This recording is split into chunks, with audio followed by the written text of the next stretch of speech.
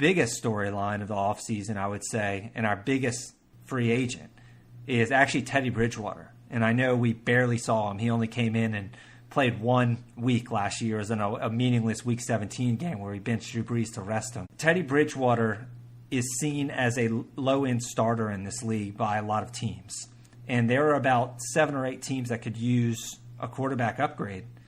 And not all of them would pay Teddy Bridgewater as a starter, but I would argue at least 2 or 3 of them would. And Bridgewater will have to kind of balance the options, weigh out the options and see, hey, do I want to stick around here in New Orleans on a cheaper deal because, we can only pay him like a backup and wait for Drew Brees to retire and then get my shot in this great city? And it's worth mentioning that Teddy Bridgewater loves the Saints. Or, do I want to take starters money, maybe $10 to $15 million a year and play for, a worse team and actually be a starter in the NFL like I know I can. So Bridgewater will have to, evaluate those options, and that's something that the team is that's a tough question to answer for Bridgewater. I hate that he's a free agent this year, and whatever they do, it might kind of shed some light on what Drew Brees is going to do and how he's going to play out his contract before he retires.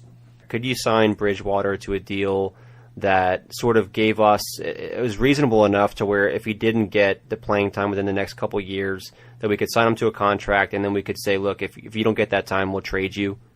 I think he might have conversations with Drew. I think that Drew will have conversations with Peyton and Loomis about, his plans. It's possible that Drew will just want to retire at the end of next year, maybe win a Super Bowl and he'll walk out in the sunset, but it's possible his contract expires, like you said. It's possible Drew Brees will just call it quits then.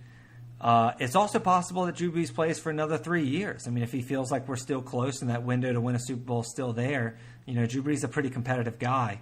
But there's questions about his arm strength declining and how long can he really play. But I do think that would be something that is discussed before Teddy Bridgewater signs. I don't think it would be very likely for the Saints to actually sign him, pay him a lot of money to sit and back up Drew Brees and then trade him away when his value would probably be maybe less just because he's getting 2 more years of not really playing.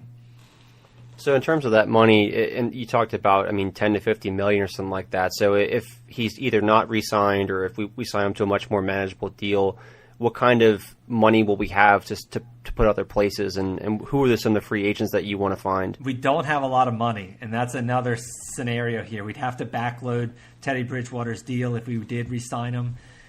All in all, I do think it's unlikely that we're able to re-sign Bridgewater. It's something that I would want to do, but it's also something that kind of goes against the philosophy that it's like, oh, the Saints, only have this small window for the Super Bowl.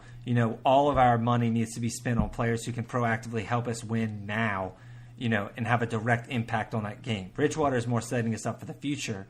The biggest storyline of the offseason, I would say.